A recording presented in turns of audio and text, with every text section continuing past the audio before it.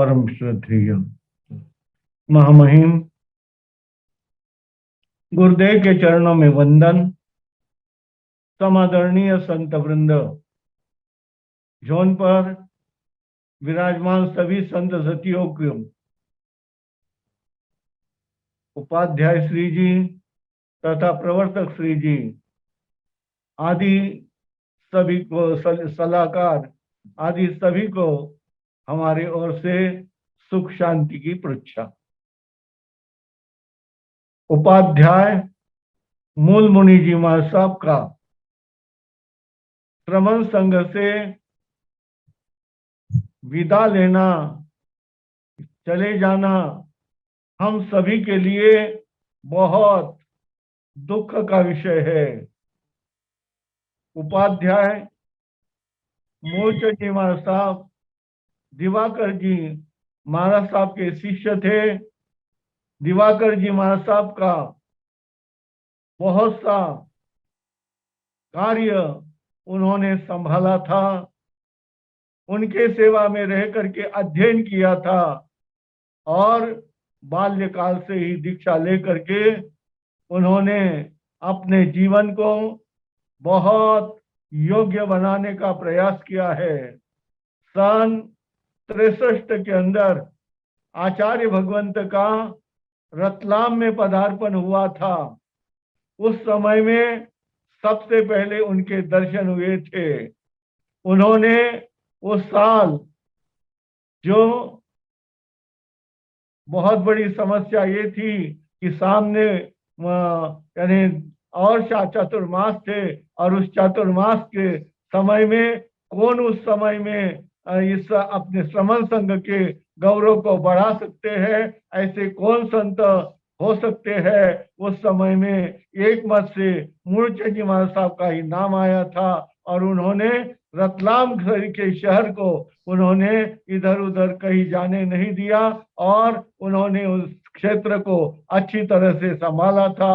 आचार्य भगवंत का भी सन 63 के अंदर रतलाम में जब प्रवेश हुआ था, उस समय में उनका भव्य और दिव्य स्वागत करने के लिए, करवाने के लिए उन्होंने जो प्रयास किया था, वास्तविक वह बहुत बहुत स्तुत्य था। ऐसे ही उन्होंने अनेक ऐसे कार्य किए हैं। उनके हृदय के अंदर बड़ी दया थी, करुणा थी। वह कोई भी व्यक्ति उनके पास में आता था, वह उनको यानी बता देते थे कि अमुक गरीब व्यक्ति है, उन गरीब व्यक्ति को आप मनी ऑर्डर कर दो, उनको ये करवा दो। अरे उनके उन गरीब लोगों के घर के अंदर सभी कुछ पहुंचवाना, यह उनका एक बहुत सुंदर कार्य था। इसी तरह से अनेक उनके कार्य थे।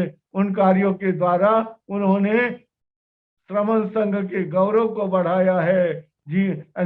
अपना स्वयं का तो कल्याण किया ही किया है, साथ ही साथ अनेक व्यक्तियों को उन्होंने ऊंचा उठाने का प्रयास किया है।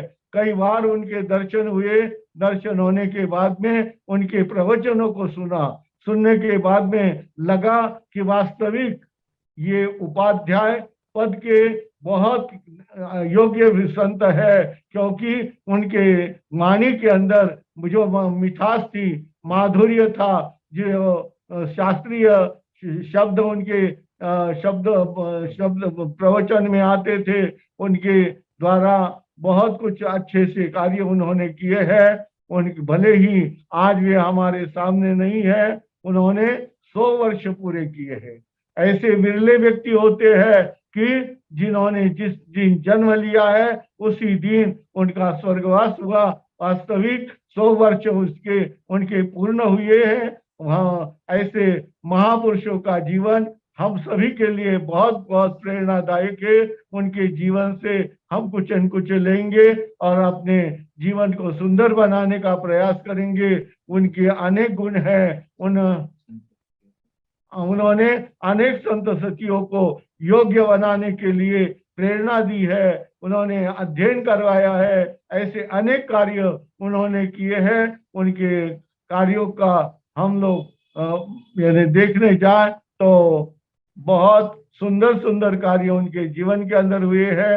ऐसे महापुरुषों के लिए हम हृदय से उनको श्रद्धांजलि समर्पित करते हैं कि उनके एक भी गुण हमारे अंदर आ जाए तो हमारे आत्मा का भी कल्याण हो सकता है। उनकी दया, जीव दया की भावना, उनकी करुणा, अनुकंपा, यह सब कुछ बड़ी प्रशंसनीय थी। ऐसे अनेक बार वे मिले भी है, फिर भी उनके जीवन से हम बहुत निकट से परिचित रहे हैं। तो ऐसे महापुरुषों को हम हृदय से श्रद्धांजलि समर्पित करते हैं। संक्षेप में इतना ही कह करके मैं अपने शब्दों को विराम देता हूँ। बोलो भगवान महावीर स्वामी की। उपाध्याय मूलचंद जी महाराज साहब की जय हो।